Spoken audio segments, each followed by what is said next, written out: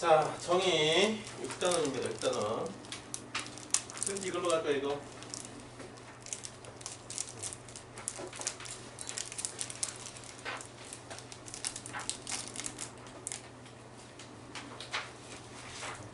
자, 거기서 보면 정의의 의미 나와 있지. 그래서 보편적 측면에서 보면 개인이나 사회가 지켜야 될 올바르고 공정한 도리 되어 있는데, 거기 올바르고 공정한 도리 밑줄 묻는다 쓰고 소리 많이 나고. 자, 그래서 보통 원래는 정의 그러면 하나 좀 이야기하면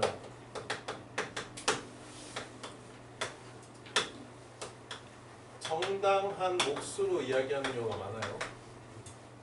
울피아누스라고 그래가지고 이 정당한 몫이라고 정의되는 사람이 있는데, 정의의 정의를 그러니까 각자에게 각자의 한 만큼에 대해서 항구적으로 정당한 몫이 갈 수 있도록 하는 게 정의다, 이렇게 이야기하는 거죠. 근데 이 정의는 주로 또 어디서 나오냐면 법의 목적으로 이야기되기도 합니다. 그래서 법의 목적이 정의 실현이잖아. 그래서 그것도 한번 좀 알아두면 좋겠죠. 자, 분배적 측면에서의 정의라고 하면 뭐냐면 사회적 개혁수나 보상, 처벌 등에 있어서 마땅히 받을 만한 몫, 그래서 이게 요거 얘기하는 거죠. 그래서 거기 마땅히 받을 만한 몫을 공정하게 받는 것, 그래서 분배적 정의를 말한다 이렇게 돼 있고, 현대사회에서의 의미에서는 공정한 절차에 따라 자유와 평등이 조화롭게 실현된 상태돼 있는데, 거기 공정한 절차 있지, 요거 하나 밑줄 긋자. 어차피 이게 뒤에서 다시 이야기가 될 거라서 그래서 다시 한번 정리를 해드릴게요. 선생님이 요거를 교과서 내용이랑 좀 유사하게 해가지고 다시 한번 좀 정리를 하겠습니다. 알겠지? 자, 근데 어쨌든 이 정당한 몫을 이야기하고 법의 목적으로 이야기가 되는데, 교과서에서 나와있지만 정의가 필요한 이유는 가장 기본적인 거는 뭘 가지고 얘기하냐면 나중에 보편적 정의 가지고 얘기할 수 있거든? 아리스토텔레스에서. 그래서 뭐 가지고 얘기하냐, 인간의 존엄성 실현을 위해서 필요하다. 왜냐면 우리가 좀 이따 아리스토텔레스 이야기하겠지만 보편적 정의 이야기할 수 있어요. 그럼 보편적 정의라고 하는 게 준법으로서의 의무 이야기하는 거거든. 법을 준수하는 것으로서의 정의를 이야기하는데, 근데 이제 법을 만들고 법을 지키게 하는 가장 근본적인 이유는 인간 한 명 한 명이 다 존엄하기 때문에 이런 거란 말이지. 그리고 인간의 존엄성 이야기하면 또 이거 뭘로 얘기할 수 있니? 이것도 민주주의 근본 이념이잖아.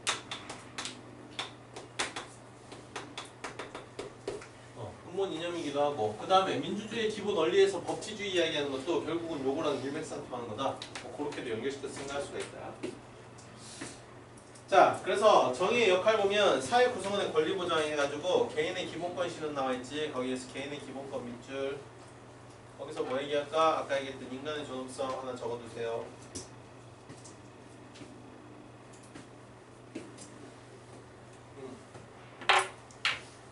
자, 그래서 개인의 공정한 절차, 개인의 기본권을 실현하고 공정한 절차를 통해 각자가 누려야 될 정당한 몫이 분배되도록 함으로써 사회 구성원의 인간다운 삶을 실현한다. 그래서 거기 사회 구성원의 인간다운 삶을 실현. 이게 아까 얘기했던 인간의 존엄성.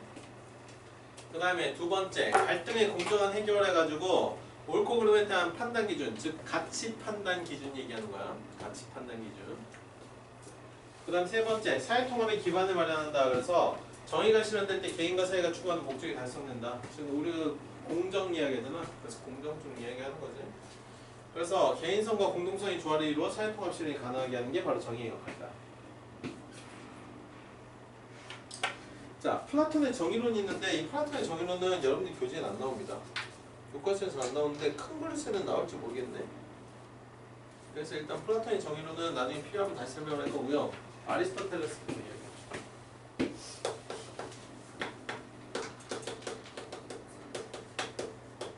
아리스토텔레스 얘기는 선생님이 원래 1단원 할 때도 한번 이야기했었는데, 행복 이야기할 때도 한번 얘기했는데, 그때부터 한번 다시 연결시켜서 볼까? 일단은 얘는 목적론이라고 그랬지. 그래서 모든 존재는 목적을 가지고 있다. 그럼 모든 존재는 목적을 가지고 있는데, 식물의 목적은 동물이라고 그랬죠. 그 다음에 동물의 목적은 인간. 그래서 결국은 식물하고 동물은 인간을 위해서. 그래서 이걸 가지고 우리가 인간중심주의 이야기하거든. 그래서 환경 쪽에서 나왔잖아. 그리고 인간의 목적은 뭐라고? 행복이라고 그랬지. 자, 여기서 출발해야 된다 그랬어? 그럼 인간이 행복해지기 위한 전제 조건이 뭐라고? 전제 조건이 정의로운 정치 공동체 이야기하는 거예요. 그럼 여기서 얘기하는 정치 공동체는 뭐 얘기하는 거야? 국가 이야기하는 거지. 그리고 아리스토텔레스 이거 가지고 끄집어낼 수 있는 게 엄청 많거든. 그래서 이거 가지고 선생님도 뭐 얘기했냐면 국가를 의미하기도 하고, 그 다음에 이 정치 공동체 안에서 인간이 행복해질 수 있다. 이 얘기는 또 뭐 얘기할 수 있냐면 인간은 무슨 동물? 정치적 동물이다 라는 표현도 여기서 이야기할 수 있다고 그랬지. 근데 이게 나중에 로마 시대로 가면서 인간은 사회적 동물로 약간 순화가 됐는데, 기본적으로 인간은 권력관계에 있다. 그래서 그게 정치적 동물이다. 요것도 요거 가지고 얘기할 수 있다. 자, 정의로운 정치 공동체 그랬으니까 여기서 정의 이야기 해야 되겠지.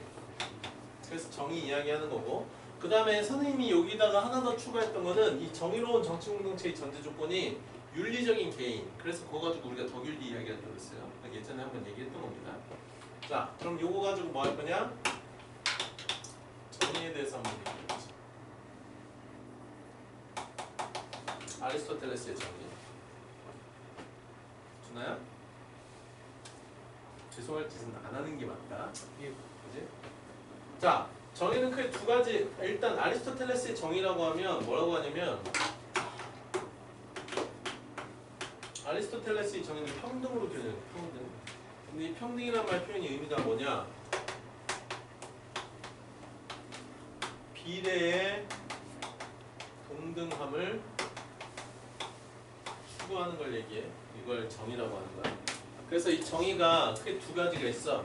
아리스토텔레스의 정의는 두 가지가 있는데, 하나는 보편적 또는 일반적 정의라는 게 있고, 다른 하나는 특수적 또는 부분적 정의라는 게 있지. 그래서 두 가지로 이야기한다. 자, 보편적 정의는 뭘 얘기하냐? 이거는 같은 것은 같게 대우하는 것을 보편적 정의라고 해요. 알겠지? 그럼 같은 것은 같게 대우하는데 대표적인 사례로 이야기하는 게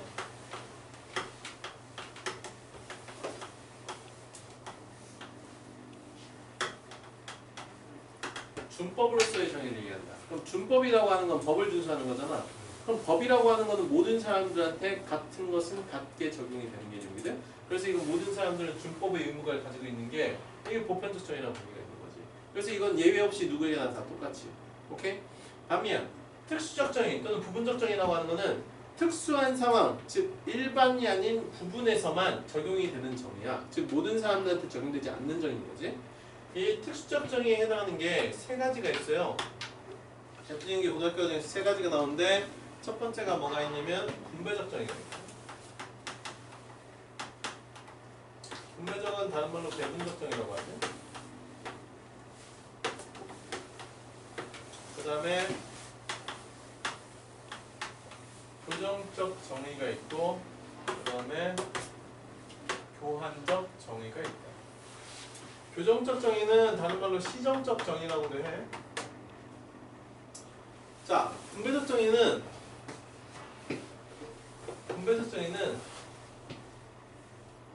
일단은 요거부터 개념을 잡고 시작합시다. 특수적 정의의 개념을 먼저 잡으면 얘는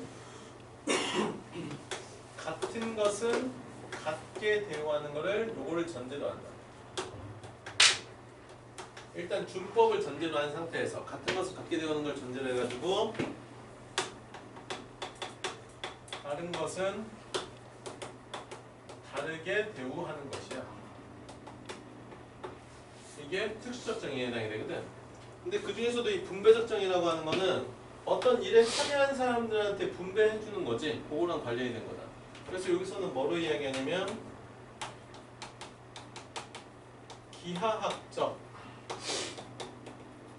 비례의 동등함을 추구한다는 표현이지. 그럼 왜 기하학적 비례야? 요거 나중에 뭘로 얘기하냐면 요거 업적에 따른 분배로 얘기하거든. 그냥 일반적으로 퉁쳐서 이야기할 때는 업적에 따른 분배를 얘기하는데 요거 우리가 분배적정에는 아리스토텔레스의 분배적정에는 기하학적 비례의 동등함이라고 이야기합니다. 기하학이 뭐니? 빵네 싸크비 생겼어. 기하학이 뭐야? 약속? 어? 약속. 기하학. 기하학이요. 왜요? 그럼 저게 무슨 의미야?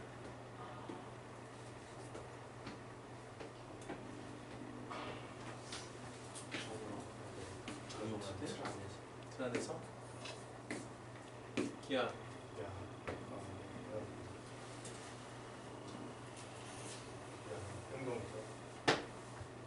현민아 뭔지 알겠니? 알겠어? 그죠? 준아야? 네? 뭔 짓을 하나? 죄송하단 말 하기 전에 죄송할 짓을 안 하면 된다고 분명히 얘기했잖아. 왜 이렇게 집중이 안 되니? 좋아하는 게임 뭐 있어 너? 뭐 하냐 너? 공부하다 게임을 하고 너 진짜 정체가 뭐니? 좋아하는 게임 뭐 있어? 몰라. 좋아하는 게임 뭐 있어? 어? 뭐? 롤 좋아해? 롤에서 처음에 캐릭터 정할 때 어떻게 정하니? 하고 싶은 거. 보통 게임에서 캐릭터 정할 때 이런 거 나오지 않냐? 해가지고 뭐 이렇게 하나 나오면 그럼 여기서 이제 그거잖아. 측정치 나오잖아. 그래서 어떤 새끼는 뭐 힘, 스피드 뭐 이런 식으로 이렇게 있으면 어떤 새끼는 모양이 뭐 이렇게 나오고 어떤 새끼는 또 모양이 막 이렇게 나오고 막 이쪽만 이렇게 커내가지고 막 이렇게 조그맣게 나오는 뭐 이런 경우 뭐 여러 가지 있잖아. 이거야. 오케이? 즉 하나만 가지고 보는 게 아니라 여러 가지를 고려해가지고 그래서 분배를 한다는 얘기지. 예를 들어가지고 회사 사장이야.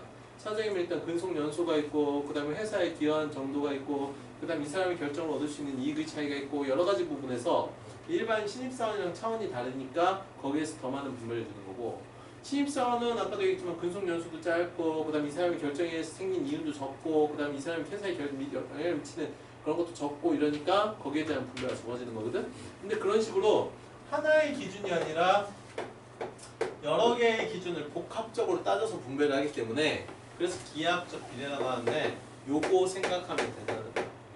알겠지? 자, 교정적 정의는 뭐니?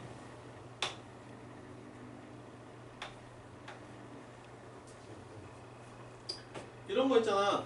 예를 들어가지고 아까 우리가 행복이 정의로운 절충공동체라고 그랬는데 왜 이런 표현이 나오냐면 만약에 준하가 아르바이트를 했어. 준하가 아르바이트를 해가지고 돈이 부족해. 돈이 좀 뭔가 사고 싶은 게 있는데 부모님은 그거 사려고 돈을 안 준대. 그래서 알바를 했어. 알바를 했는데 너 알바한다면 어떻게 하고 싶냐? 쉬운 거? 편의점 알바를 하기로 했어. 그래서 편의점 알바를 하기로 했는데 준하한테 필요한 돈은 딱 60만 원이야. 그래서 60만 원이 필요해가지고 60만 원에 맞게 딱 일하기로 해가지고 하루에 뭐 3시간씩 뭐 이런 식으로 해서 일하기로 했어. 그래서 편의점 알바를 해서 60만 원 딱 받기로 했는데 근데 문제는 알바 딱 끝나고 나서 50만 원이 들어왔어. 기분이 어때? 안 좋지? 불만이 생기겠지. 만약에 알바 끝났는데 너한테 70만 원이 들어왔어. 기분이 좋아? 계속 좋을까? 그 다음까지 줄 수 있어? 불안. 야, 너한테 10만 원 공짜로 준 이유가 있지 않겠니? 잘못 보내니까. 잘못 보냈는데 그 잘못 보낸 거 가지고 그럼 가만히 있어도 된다고 생각해? 그냥 먹어도 된다고 생각해? 나중에 거기서 경찰에서 나와가지고 이거 마약 수익금 범죄 이거 돈 세탁하려고 이렇게 보낸 거나 뭐 이래가지고 나올 수도 있잖아. 생각 좀 하고 살아. 어? 즉 지나치면 불안해질 수 있어. 처음 당장에 기분이 좋을 수 있지만 시간 지나면 근데 편의점 사장이 나한테 왜 10만 원 더 보냈지? 내가 그렇게 잘한 게 없는데? 그렇다고 내가 이쁘다고 준 것도 아닐 테고 뭐 때문에 이거 보냈지? 이것 때문에 불안해질 수가 있다고. 송금 잘못한 건데 내가 뭐 예를 들면 송금을 잘못했는데 그걸 내가 묵시하고 있다가 이게 나중에 문제가 될 수도 있지 않을까? 이런 생각도 할 수가 있잖아. 여러 가지 생각이 들 수가 있어. 즉 불안해질 수가 있는 거야. 그래서 아리스토텔레스 입장에서는 이것도 아니고 이것도 아니고 이게 딱 적당하다 이렇게 보는 거거든. 이게 분별적 쪽으로 이야기되는 거지. 알겠니? 그래야 행복해질 수 있다고 보는 거야. 즉 사회가 정의로워야 정당한 몫을 받을 수 있고 그래야 행복해질 수 있다. 이게 아리스토텔레스 생각인데 문제는 만약에 50을 받았다 그러면 10 더 받아야 되지. 70을 받았다 그러면 10 토해내야 되지. 이게 뭐야? 이게 이거야. 오케이? 그래서 우리가 교정 특징에는 뭐라고 얘기하냐? 얘는 산술적 비례의 동등함을 주관해 라고 얘기해.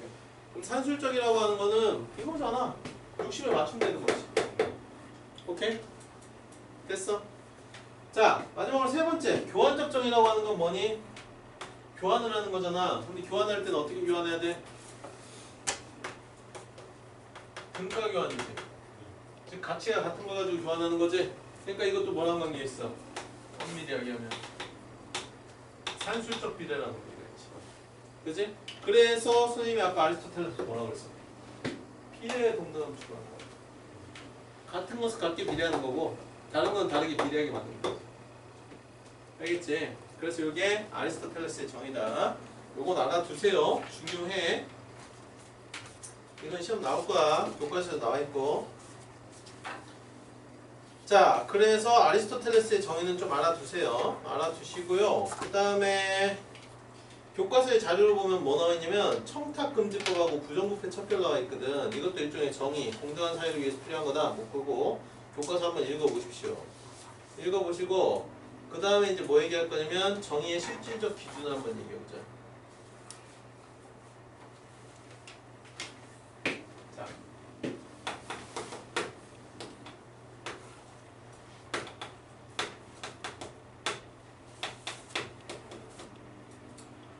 자, 정의의 실질적 기준 해가지고 거기 보면 분배적 정의의 실질적 기준 나와 있거든.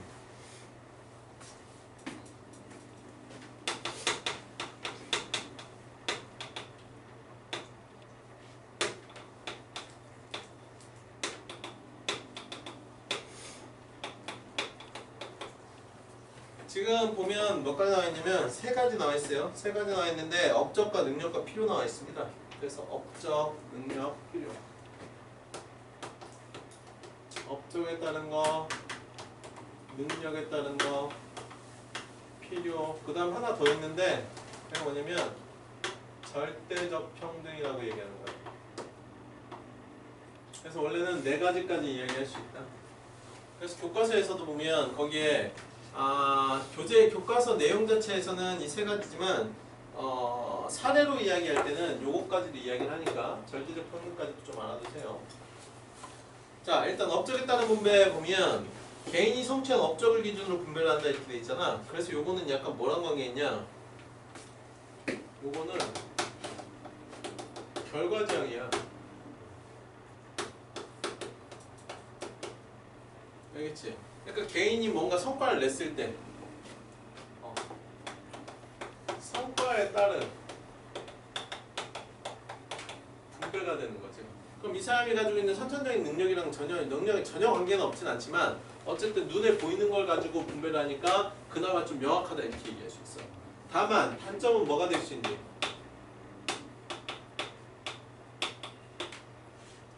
업적과 업적이 있을 때 이 두 가지가 비교가 될까? 어떤 사람의 업적과 다른 사람의 업적을 동등하다고 얘기할 수 있을까? 그런 걸 이야기할 때 애매한 부분이 생길 수가 있다는 얘기예요. 그래서 거기 보면 일단은 평가의 공정성과 용이성을 확보하기 가능한데 다른 업적하고 비교할 때는 문제가 될 수 있고 그 다음에 약간 과열 경쟁이 나올 수 있고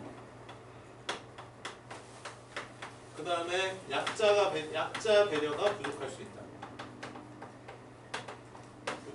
이런 것들이 업적에 따른 분배의 단점 이야기 되는 겁니다. 그래서 거기 우리 프린트 거기에서 보면 일단은 평가의 공정성, 용이성 확보가 가능하고 생산성과 효율성이 높고 성취동기 장악한다 이런 것들 장점이 되는데 단점 쪽에서는 과외경제하고 사회경제학자는 있지만 요거 업적 간 비교에 대한 거 있잖아. 요건 하나 적어두세요. 업적 간 비교가 그러니까 다른 업적과는 비교할 때 어려울 수 있다. 그거 하나 적어둡시다. 거기다가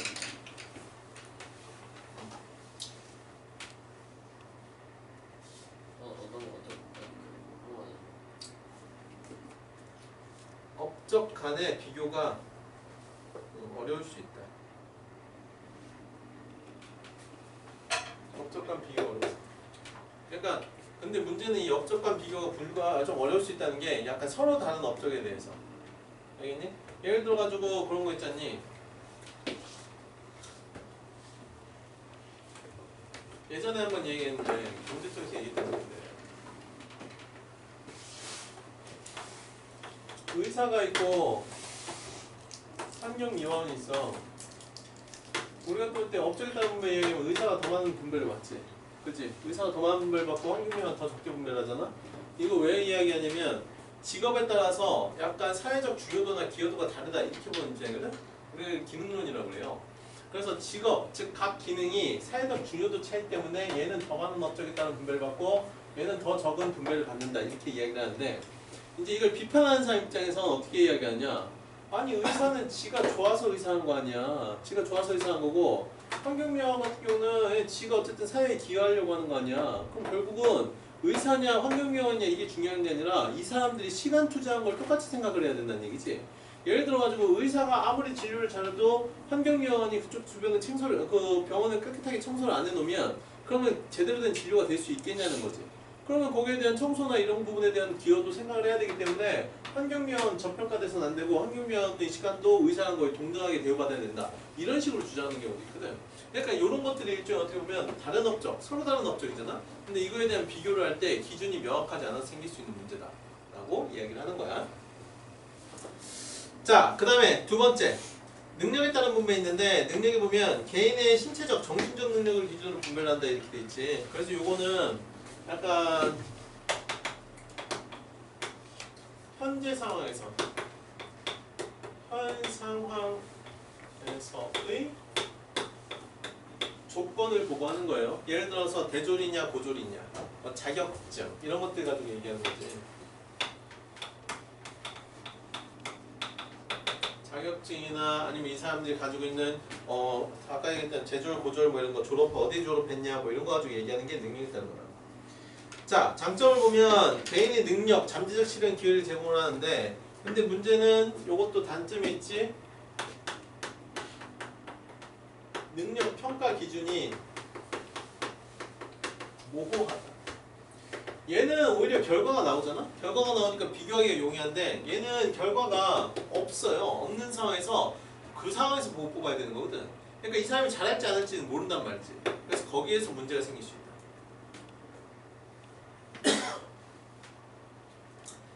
자, 그래서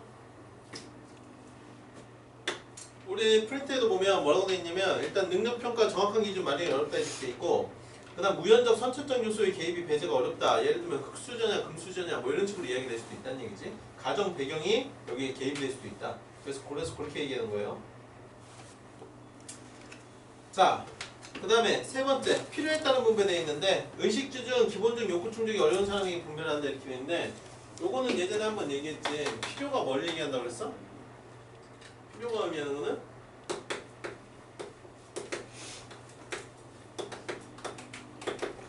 최소한의 수요 이야기하는 거다. 그래서 의식주 관련해서 주로 이야기하는데 최소한의 수요에 맞게 분배하는 거예요.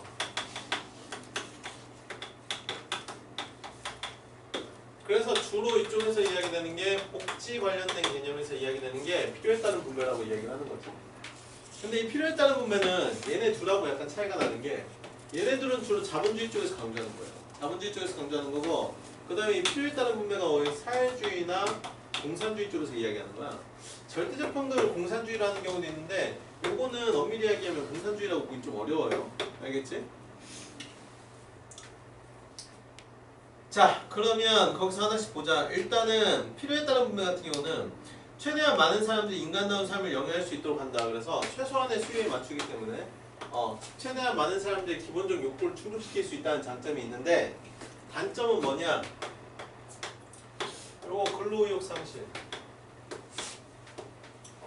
그 다음에 필요에 대한 객관적 기준이 설정이 어렵다 이렇게 되는 거지. 즉 최소한의 수요라고 하는 거는 사람마다 다를 수가 있거든. 사람마다 다를 수가 있기 때문에 여기에 대한 기준을 마련하는 게 어려울 수가 있다.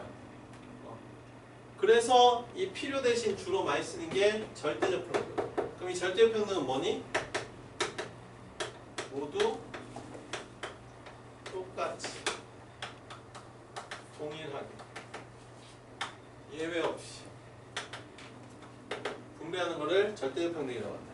그러면 요거는 뭐가 생길 수 있어? 아까도 얘기했잖아. 이거 불공정. 누구는 열심히 일하고 누구는 열심히 일 안 하는데 그러다 보니까 이것도 역시 뭐? 근로 의욕이 떨어질 수가 있겠지. 그지? 그래서 요건 적어두세요. 하나 밑에다가 적어놔.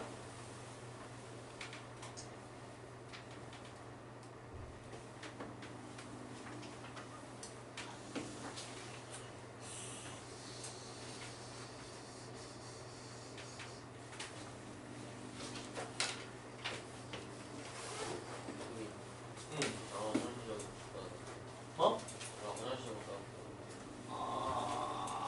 맞아. 너 이제 못하고 있는 화장실 갔거든. 얼굴 나오고 있다. 빵? 빵? 옷을 벗어. 따뜻하게 지금 추워요. 어? 추워야지. 그래야 온 거야지.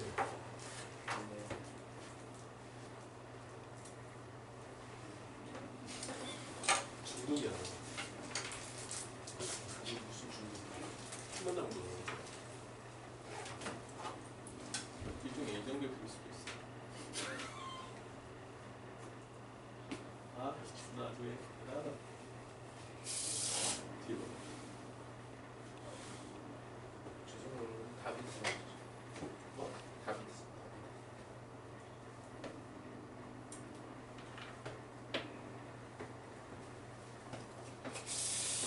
병이 머리 하나 찍어놓고 싶다. 사진 하나 찍어. 자, 이런 하나 찍어놔. 이런 스타일 나오고 싶지 않아. 그래서 어떻게 하면 저런 헤어스타일 나오지?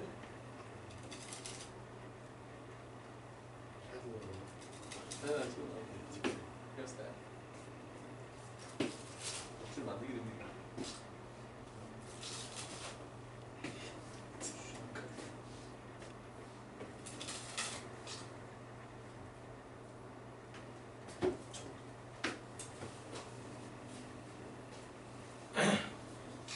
마음은 급한데 일단 테스트할 때 보자 한번.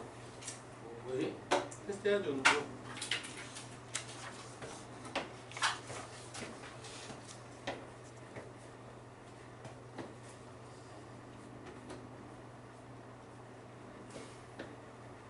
잘못되었어. 여기 이거 안 사라지네.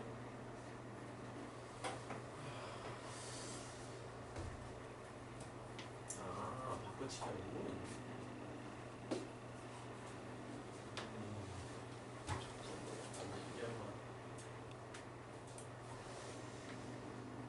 자, 거기 봅시다.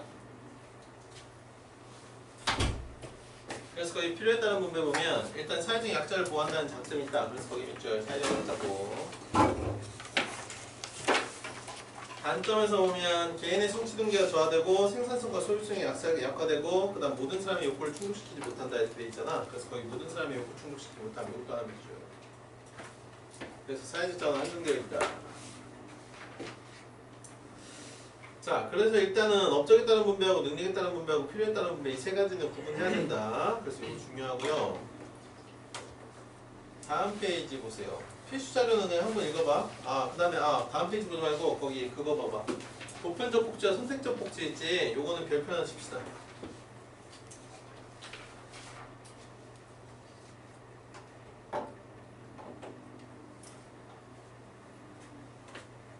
보편 복지하고 선별 복지. 요거는 좀 이야기를 해야 되는데.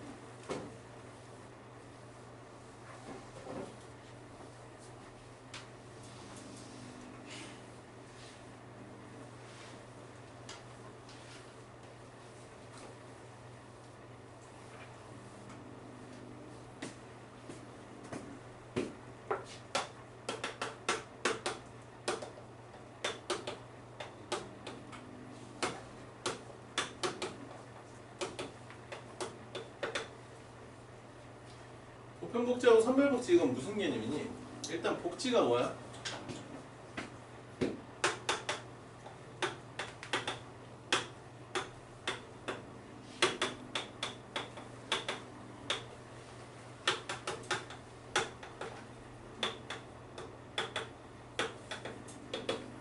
누구나 최소한의 인간다운 삶을 보장하는 게 이게 복지 개념이거든. 복지 개념인데 그래서 이제 이걸 관련해 가지고 주로 나오는 게 뭐냐면 사회권과 기본권이 이거 관련해서 나오고 그 다음에 사회보장제도가 그런 거랑 관련이 있어요. 근데 이 복지 개념은 원래 이 복지 개념은 보편복지 개념입니다. 즉 누구에게나 똑같이 대우를 해준다는 거지. 그래서 요거는 보편복지라고 하는 거는 예외 없이 그래서 모든 국민을 대상으로 하는 게 보편복지 개념이에요. 그래서 원래 이 복지 개념은 보편복지 개념인데 이제 문제는 이 보편복지 개념에서 문제점이 나타나지 단점으로 얘기되는 게 국가의 재정 부담이 높아질 수 있다 이런 단점이 이야기가 되는 거야. 그러다 보니까 신자유주의 사상 들어서면서 그러면서 복지 개념을 바꿔요. 그래서 바꾼 개념이 뭐냐면 선별복지. 그래서 이 선별복지라고 하는 거는 일정 기준 이하인 경우에 이런 국민을 일정 기준 이하의 사람들, 이하의 국민을 대상으로 하는 거지. 그러다 보니까 요거는 문제가 생길 수 있는 게 어떻게 기준을 잡냐에 따라서 재정 그게 달라질 수가 있어. 근데 약간 보자. 이것도 재미삼아 이야기하면 보편복지 같은 경우는 모든 사람들한테 주는 거잖아. 근데 이게 돈이 많이 들어간다 아니야. 그럼 선별복지 같은 경우는 뭐니? 일부만 주면 되는 거잖아. 그럼 모든 사람들한테 줄 필요가 없으니까 돈이 적게 들어가는 거잖아. 그지? 근데 이제 여기서 이런 얘기 할 수 있어. 이게 예전에 논술 주제로 나온 건데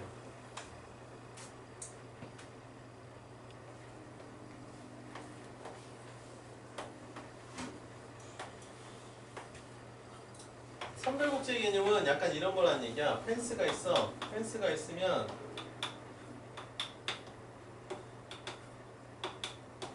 그래서 잘 사는 애한테는 굳이 복지할 필요 없고 중간 요 정도 복지하고 제일 못 사는 사람한테 박스 2개 놔줘가지고 셋 다 펜스 밖에 경기장에서 경기를 볼 수 있게 하자. 이게 약간 선별복지 개념이거든. 그냥 보편복지로 이야기하면 이걸 어떻게 할 수 있냐면 보편복지는 이렇게 할 수 있지. 박스티기 3개 딱 이렇게 놓고 키 작은 애는 안 보이고 중간 얘 보이고 그 다음에 제일 큰 애는 이렇게 보는 거지. 그래서 보편복지 안 좋다. 선별복지 가자. 이게 신자유주의 입장이거든. 문제가 뭐냐 이거? 어?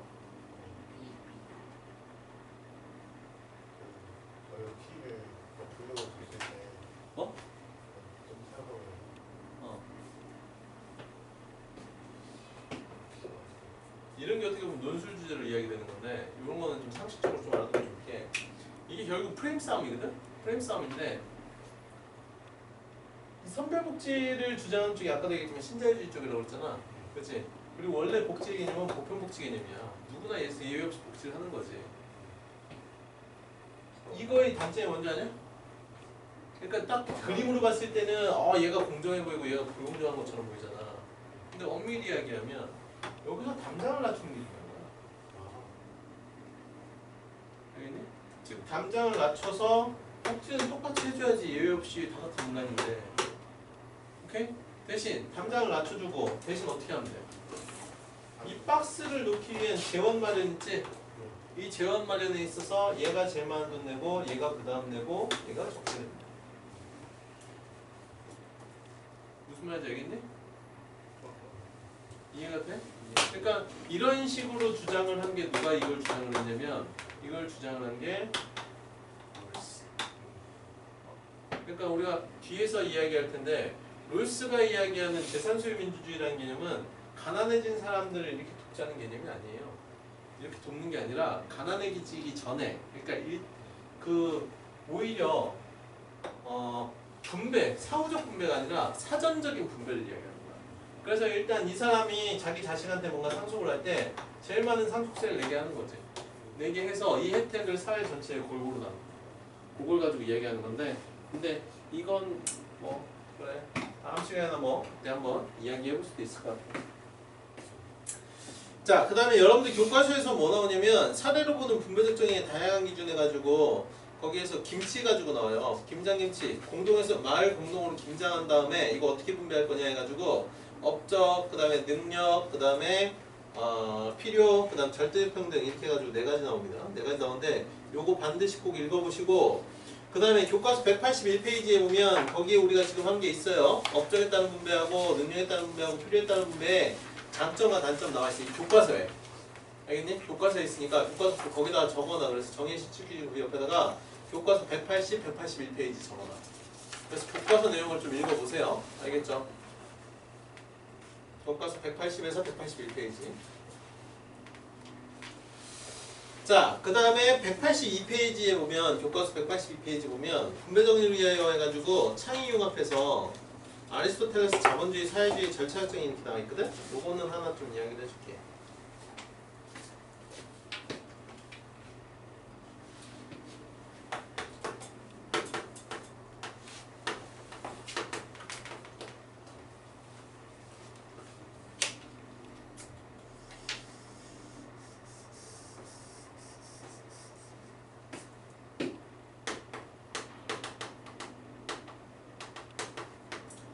아리스토텔레스의 분배는 아까도 얘기했지만 뭐라고 했니? 기하학적 비례로 이야기하잖아. 근데 우리가 보통 아리스토텔레스 이야기하면 그냥 업적으로 이야기해버리거든? 근데 문제는 요 기하학적 비례 때문에 나중에 업적도 있고 능력도 있고 필요도 있고 이렇게 나왔다. 이게 이제 고1 과정에서는 이렇게 이야기하는 거지. 이렇게 이야기하는 거고, 그 다음 나중에 이제 고3 과정 들어가 버리면 아리스토텔레스 그냥 업적에 따른 분배다 이런 식으로 이야기하는데, 물론 능력도 이제 포함이 되지만, 왜냐면 능력이라고 하는 것도 그 사람의 업적에 해당이 될 수 있다 이렇게 되는 거거든. 그래서 그렇게 이야기하는데, 일단 요 단계에서 두 번째가 뭐냐면 자본주의가 나오고 그 다음에 사회주의가 나와. 그래서 이 자본주의하고 사회주의 같은 경우는 공통점으로 이야기하는 건 뭐냐? 능력에 따라 일하고, 요거는 공통점이다.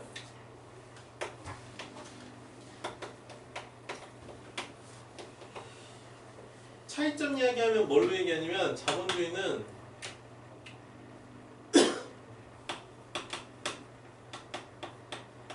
업적에 따른 분배를 강조해요. 분배 강조하고, 얘는 필요에 따른 분배를 강조한다.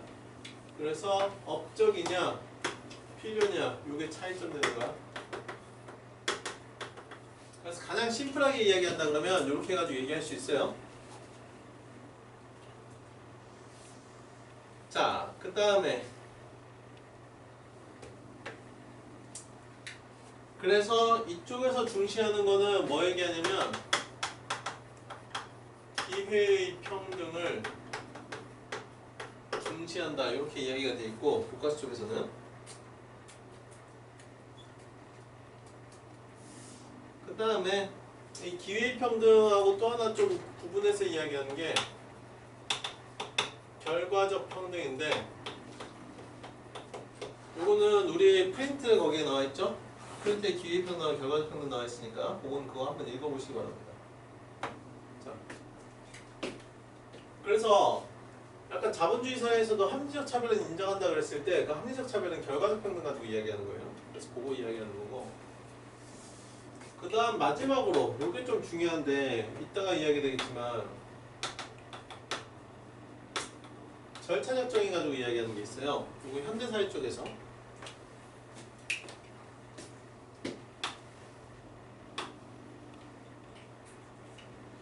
절차적 정의는 뭘 얘기하는 거냐면 과정과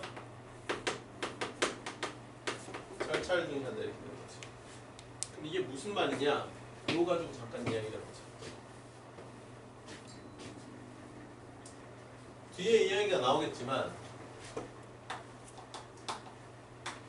롤스를 가지고 좀 이야기를 해볼게. 롤스가 뭘 얘기했냐면 얘가 주장한 게 순수 절차적 정의거든. 그러면 절차적 정의도 세 가지가 있어. 세 가지가 있는데 뭐가 있냐면 완전 절차적 정의가 있고 불완전 절차적 정의가 있고 순수 절차적 정의가 있다. 오케이? 완전 절차적 정의 같은 경우는 뭐냐? 과정도 좋고 결과도 좋아. 오케이? 근데 요거는 현실에서는 약간 현실에서는 나타나기 힘들지. 불완전 절차적 정의는 뭐냐면 과정은 안 좋더라도 결과는 좋을 수 있다 이렇게 얘기하는 거거든. 그래서 이건 주로 어디서 얘기하는 거냐면 공리주의 쪽에서 이야기를 하는 거야. 그 다음에 순수 절차적인 이야기하면 과정은 좋은데 결과 됐어. 뭐? 얘가 핵심인 거야 얘가. 합의 과정에서 합의만 제대로 했다 그러면 결과는 그냥 받아들이는 거지. 어떤 결과가 나오든. 알겠니? 이게 핵심이다. 그래서 엄밀히 이야기하면 공리주의 같은 경우는 요거는 솔직히 절차적이라고 보기가 어려워요. 왜? 불완전이니까 절차적이 아닌 거지. 근데 현대사에서 강조하는 거는 결과를 가지고 어떻게 할 수는 없으니 이걸 강조하는 거야. 알았어? 그래서 과정에서 합의가 제대로 이루어졌다 그러면 결과는 받아들이자 이런 쪽인 거지. 그래서 요거 요렇게 문제 나올 수 있어요. 물론 학교마다 약간 다를 수 있는데 절차적 정의 입장에서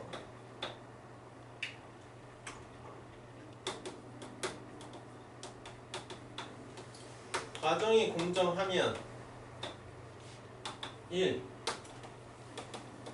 결과도 공정하다. 2. 결과는 상관없다. 3. 결과와 무관하게 공정하다. 자, 몇 번? 몇 번? 2번? 몇 번? 몇 번? 어? 자, 빵 몇 번?